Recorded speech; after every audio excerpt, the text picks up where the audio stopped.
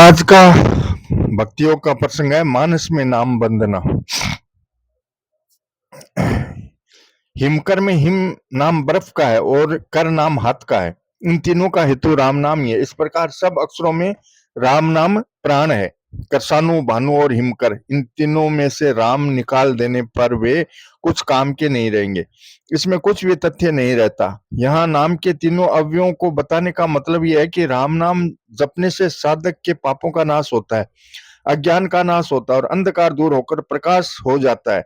अशांति, संताप, जलन आदि मिटकर शांति की प्राप्ति हो जाती है। ऐसा जो रघुनाथ जी महाराज का राम नाम है उसकी मैं वंदना करता हूँ। अब आगे गोस्वामी जी महाराज कहते हैं, विधि हरि हरमय वेद प्राण सो अगुण अनुपम गुण निधान सो। यह राम नाम ब्रह्मा विष्णु और महेशमय है।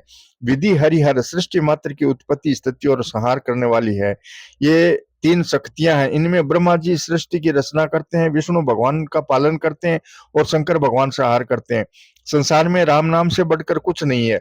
सब कुछ शक्ति इसमें भरी हुई है। इसलिए संतों ने कहा है, रामदास सुमिरन करो रिद्धि सिद्धि आके माए। रिद्धि सिद्धि सब इसके भीतर भरी हुई है। विश्वास न हो तो रात दिन जप करके देखो, सब काम हो जाएगा, कोई काम बाकी नहीं रहेगा।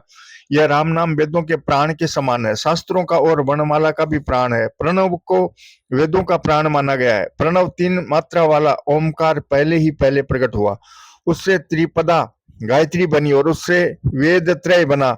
ऋक साम यजु ये तीनों मुख्य वेद हैं। इन तीनों का प्राकट्य गायत्री से, गायत्री का प्राकट्य तीन मात्रा वाले ओंकार से, और यह ओंकार प्रणव सबसे पहले हुआ। इस प्रकार यह ओंकार प्रणव वेदों का प्राण है। यहाँ पर राम नाम को वेदों का प्राण कहने में मतलब है कि राम नाम से प्रणव होता है। प्रणव में से रे निकाल दें तो प्रणव हो जाएगा और प्रणव का अर्थ ढोल हो जाएगा। ऐसे ही ओम में से मैं निकाल कर उच्चारण करो तो वह शोकवाचक हो जाएगा। प्रणव में रे और ओम में मैं कहना आवश्यक है। इसलिए यह राम नाम वेदों का प्राण भी है। अगुण अनुपम गुण निधान सो। यह राम नाम निर्गुण अर्थात गुण रहित है, सत्व रज और तम से अतीत है, उपमा रहित है और गुणों का भंडार है। दया, क्षमा, संतोष आदि सद्गुणों का खजाना है। नाम लेने से ये सभी आप से आप आ जाते हैं।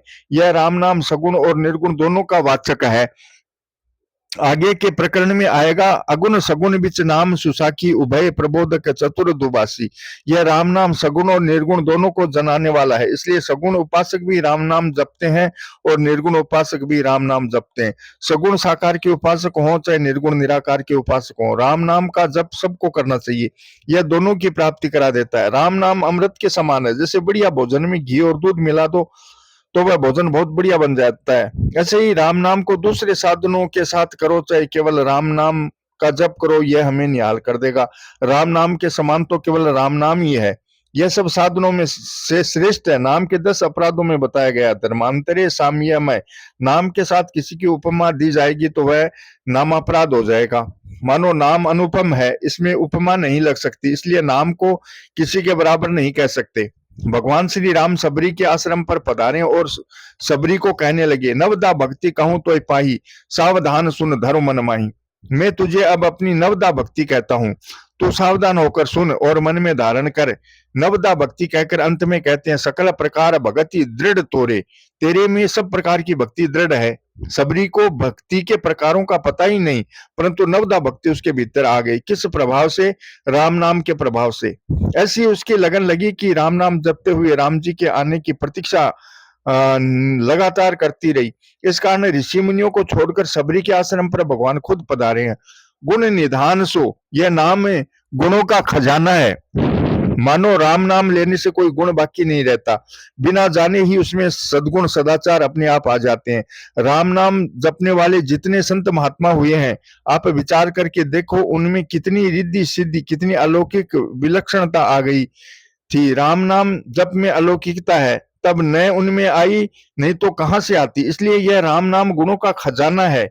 यह सत्व रज और तम से रहित है और गुणों के सहित भी है एवं व्यापक भी है। यहाँ इस प्रकार राम नाम में रे, आ और मैं, इन तीन अक्षरों की महिमा का वर्णन हुआ और तीनों की महिमा कहकर उनकी विलक्षणता बतलाई। यहाँ तक राम नाम के अवयवों का एक प्रकरण हुआ। अब गोस्वामी जी राम नाम की महिमा कहना प्रारंभ करते हैं। महामंत्र की महिमा।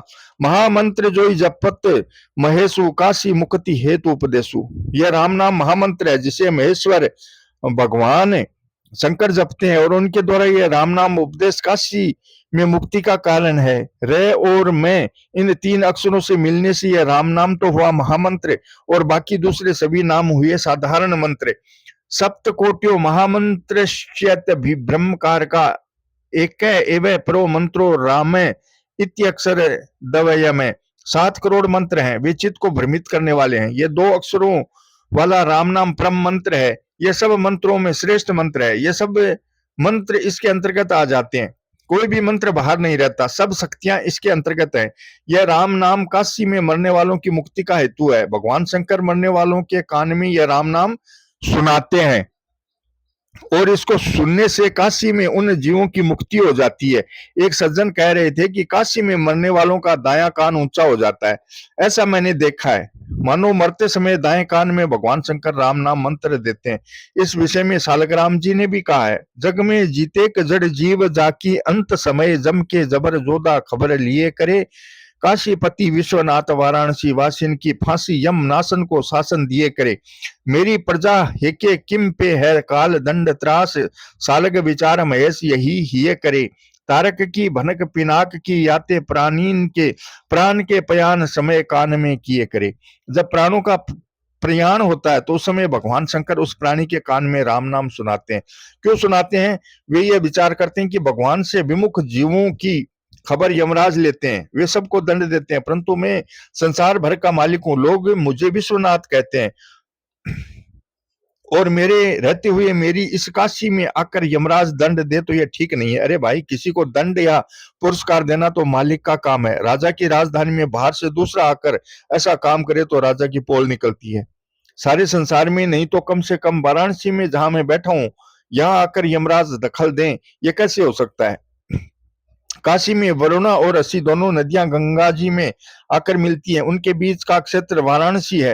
इस क्षेत्र में मंडूक मत्स्या क्रमयो अपि काश्याम तयकत्वा शरीरम शिव मापनुवंती। मछली हो या मेंढक हो या अन्य कोई जीव जंतु हो, आकाश में रहने वाले हो या जल में रहने वाले हो, थल में रहने वाले हो, जीव हो, उनको भगवान शंकर मुक्ति देते हैं। यह है काशीवास की महिमा। काशी की महिमा बहुत विशेष मानी गई है। यहाँ रहने वाले यमराज की फांसी से दूर हो जाए, इसके लिए शंकर भगवान ही हरदम सजग रहते हैं। मेरी प्रजा को काल का दंड न मिले, ऐसा विचार हृदय में रखते हैं। आध्यात्म रामायण में भगवान श्री राम की स्तुति करते हुए भगवान शंकर कहते हैं, जीवों की मुक्ति के लिए आपका राम नाम रूपी जो सत्वन है, अंत समय में मैं इसे उन्हीं सुना देता हूं जिससे उन जीवों की मुक्ति हो जाती है। अहम ही काश्याम दिशामी मंत्रम तव राम नाम है। जन्म जन्म मुनि जतन कराही अंत राम कहीं आवत नाही। अंत समय में राम कहने से वह फिर जन्मता मरता नहीं। ऐसा राम नाम है। भगवान ने ऐसा मुक्ति का क्षेत्र खोल दिया। कोई भी अन्न का क्षेत्र खोले तो पास में पूंजी चाहिए। बिना पूंजी के अन्न कैसे देगा? भगवान शंकर कहते हैं, हमारे पास राम नाम की पूंजी है, इससे जो चाहे मुक्ति ले लो। मुक्ति जन्म मही जान ज्ञान खानी अग हानि करे। जय बस शंभु भवानी सो काशी सेब कसन।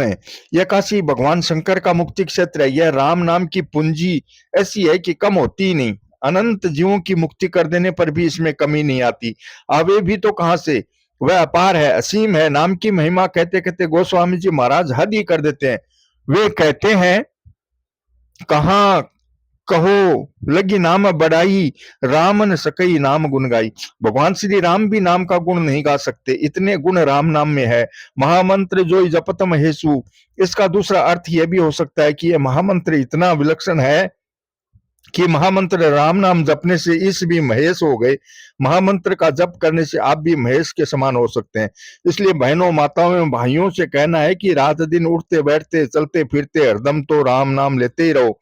भगवान का नाम है तो सीधा साधा, परंतु इससे स्थिति बड़ी विलक्षण हो जाती है। नारायण नारायण नारायण। स्वामी जी का दूसरा प्रवचन। भगवान शंकर ने राम नाम के प्रभाव से काशी में मुक्ति का क्षेत्र खोल दिया और इसी महामंत्र के जब से इस से महेश हो गए। अब आगे गोस्वामी जी महाराज कहते हैं, महिमा जा सुजान गण राउ प्रथम पूजियत नाम प्रभाव। संपूर्ण त्रिलोकी की प्रदक्षिणा करके जो सबसे पहले आ जाए वही सबसे पहले पूजनीय हो। देवताओं में ऐसे शर्त होने से गणेश जी निराश हो गए, पर नारद जी के कहने से गणेश जी ने राम नाम पृथ्वी पर लिखकर अपने माता पिता के चारों ओर उनकी परिक्रमा कर ली। इस कारण उनकी सबसे पहले परिक्रमा मानी गई। नाम की ऐसी महिमा जानने से गणेश जी सर्वप्रथम पूजनीय हो गए। आगे गोस्वामी जी कहते हैं, जानी आदि कभी नाम प्रतापु भयों शुद्ध करी उल्टा जापू। सबसे पहले वाल्मीकि जी ने रामायण लिखी है, इसलिए वे आदि कवि माने जाते हैं। उल्टा नाम मरा मरा जप करके वाल्मीकि जी एकदम शुद्ध हो गए। उनके बारे में ऐसी बात सुनी है कि वे लुटेरे थे, रास्ते में जो कोई मिलता उसको लूट लेते और मार भी देते। एक बार संयोगवश देवर्षि नारद उधर आ गए, उनको भी लूटना चाहा तो देवर्षि ने कहा, तुम क्यों लूट मार करते हो, ये तो बड़ा पाप है। वह बोला, मैं अकेला थोड़ी हूँ, घर वाले भी सभी मेरी कमाई खाते हैं, सभी पाप के भागीदारी बनेंगे। देवर्षि ने कहा, भाई पाप करने वाले को ही पाप लगता है, सुख के पुण्य के धन के भागी बनने को तो सभी तैयार हो जाते हैं, परंतु बदले में कोई भी पाप का भागी बनने के लिए तैयार नहीं होगा। तू अपने माँ बाप स्त्री बच्चों से पूछ तो आ। वह अपने घर गया, उसके पूछने पर माँ बोली, तेरे को पाल पोस कर बड़ा किया, अब भी तू हमें पाप ही देगा क्या। उसने कहा, माँ मैं आप लोगों के लिए तो पाप करता हूँ। सब घर वाले बोले, हम तो पाप के भागीदारी नहीं बनेंगे। तब वह जाकर देवर्षि के चरणों में गिर गया और बोला, महाराज मेरे पाप का कोई भागीदारी बनने को तैयार नहीं है। देवर्षि ने कहा, भाई तुम भजन करो, भगवान का नाम लो, परंतु भयंकर पापी होने के कारण मुंह से प्रयास करने पर भी राम नाम उच्चारण नहीं कर सका। उसने कहा, यह मरा मरा मरा ऐसा मेरा अभ्यास है, इसलिए मरा तो मैं कह सकता हूँ। देवर्षि ने कहा कि अच्छा ऐसा ही तुम कहो, तो मरा मरा करने लगा। इस प्रकार उल्टा नाम जपने से भी वे सिद्ध हो गए, महात्मा बन गए, आदि कवि बन गए। राम नाम महामंत्र है, उसे ठीक उल्टा जपने से तो पुण्य होता ही है, पर उल्टे जप से भी पुण्य होता है। उल्टा नाम जपत जगु जाना, वाल्मीकि भय ब्रह्म समाना। सहस नाम सम सुनि शिव बानी, जपी जय पिय संग भवानी। राम नाम शस्त्र नाम के समान है। भगवान शंकर के इस वचन को सुनकर पार्वती जी सदा उनके साथ राम नाम जपती रहती हैं। पद्म पुराण में एक कथा आती है, पार्वती जी सदा ही विष्णु शस्त्र नाम का पाठ करके ही भोजन किया करती थी। एक दिन भगवान शंकर बोले, पार्वती आओ भोजन करें। तब पार्वती जी बोली, महाराज मेरा अभी शस्त्र नाम का पाठ बाकी है। भगवान शंकर बोले, राम रामेति रामेति रमे रामे मनोरमे शस्त्र नाम ततुल्यम राम नाम बरानने। पद्म पुराण के उस विष्णु शस्त्र नाम में यह श्लोक आया है। राम राम राम ऐसे 3 बार कहने से पूर्णता हो जाती है।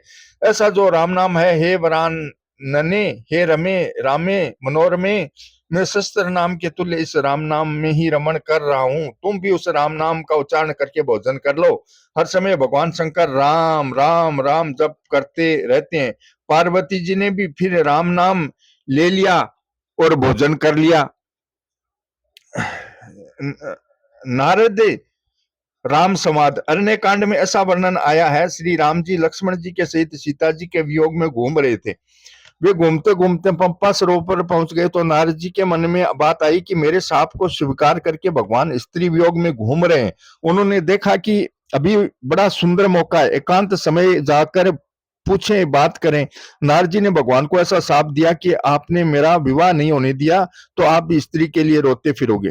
भगवान ने शाप स्वीकार कर लिया, परंतु नारद जी का अहित नहीं होने दिया। यहाँ नारद जी ने पूछा, महाराज उस समय आपने मेरा विवाह क्यों नहीं होने दिया। तो भगवान ने कहा, भैया एक मेरे ज्ञानी भक्त होते हैं और दूसरे छोटे दास भक्त होते हैं, परंतु उन दासों की प्यारे भक्तों की मैं रखवाली करता हूँ।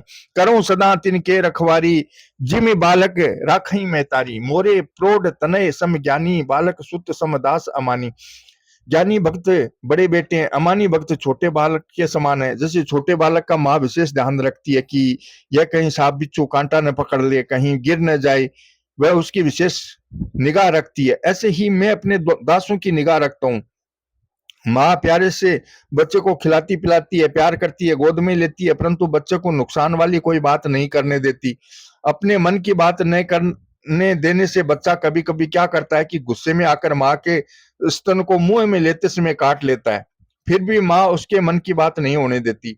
माँ इतनी हितैषणी होती है कि उसका स्तन काटने पर भी बालक स्नेह पर स्नेह रखती है, गुस्सा नहीं करती। वह तो फिर भी दूध पिलाती है, वह उसकी परवाह नहीं करती और अहित नहीं होने देती। इसी तरह भगवान ने नारद जी के मन की बात नहीं होने दी। क्यों? उन्होंने भगवान को ही साफ दे दिया। छोटे बालक ही तो ठहरे, काट गए। फिर भी माँ प्यार करती है और थप्पड़ भी देती है तो प्यार भरे हाथ से देती है। माँ गुस्सा नहीं करती कि काटता क्यों है। ऐसे ही पहले नारद जी ने साफ तो दे दिया, परंतु फिर पश्चाताप करके बोले, प्रभु मेरा श्राप व्यर्थ हो जाए, मेरी गलती हुई, मुझे माफ कर दो। भगवान ने कहा, मम इच्छा कह दीन दयाला, मेरी ऐसी इच्छा थी। भगवान इस प्रकार कृपा करते हैं।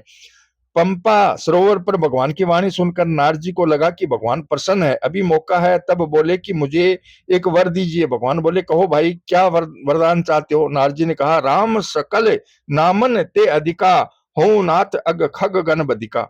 आपका जो नाम है वह सब नामों से अधिक हो जाए और बधिक के समान पाप रूपी पक्षियों का नाश करने वाला हो जाए। भगवान के हजारों नाम है, उन नामों की गणना नहीं की जा सकती।